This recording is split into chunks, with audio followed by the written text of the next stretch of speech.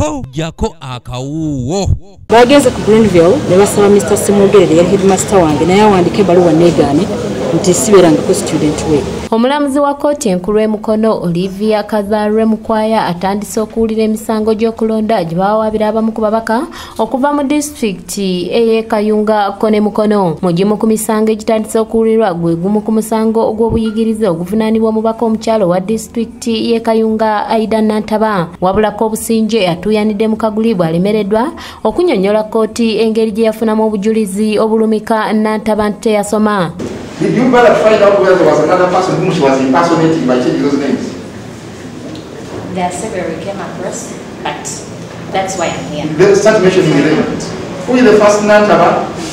Aida, whom you follow? Oluvuddeyo Nantaba ategeeza abamawulire nti abamulwanyisa ye bayise ba mafia baagala kubba ettaka ly'e Kayunga era nti n'omuwabi alemereddwa okunnyonnyola omulamuzi ku musango gwe yawaaba. Banyonoona bandisorganizing banzija n'ebyobufuzi kubanga obuyinza bwe nnina mbakozesa okulwanyisa ebikolwa byabwe era nkyabalwanyisa eddala waffe e Kayunga.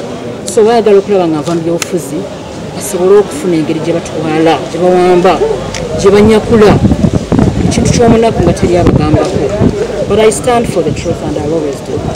Kkooti yemwewuliriza omusango gwa munnakibiina kya NUP gwe yawaabira omubaka w'Amaserengeta ga Mukono Fred Kayondo ng'amuvunaana okugulira abalonzi ssaako n'okwekobana n'akakiiko k'ebyokulonda okubba obululu. Nti nawa abantu abaali baafedde emyaka ebiri enguzi. Nti nali ewa Baziliyo Muwawule eŋŋombere n'empa mukyala Nakirya ssente. Naye nga mukyala Nakirya yali yafa dda ekiseera Muzeeyi Muwawule we yafiira. Mubaka Kayondo wamu ne looya we Luyimbazi Nalukola abategeeza ng'emisango egibavunaanwa bwe gitalina makulu okuggyako okubamalira obudde. Ate nga mwami Muwawule yagenda okufa nga abannamwandu abo baafa dda naye olw'okuba waliwo omukulu ali emabega w'omusango mu makoogo yawasaamu omukyala.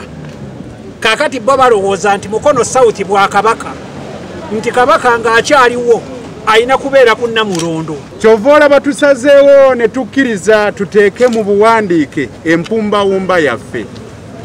Akasango tekalina binyusi kwe kalina kwesigama naye sijja kumenyaamenya mu ndoomo kuba tulina amateeka agatufuga. Wabula ye looya wa Wilson Male Musa Nakuwaile agambye nti alina essuubi nti omuntu we ajja kufuna obwenkanya. Gamba Kayondo wadde yawangula naye obululu bwalimu emivuyo ate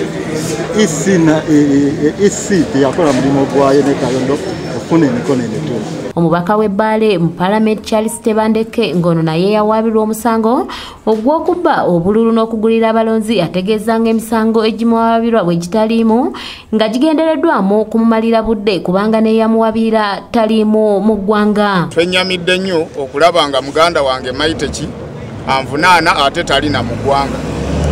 Kino nno nze nkirabanga okumalira bannayuganda naddala bannabbaala obudde kubanga ebizibu tulina bingi ate obudde butono.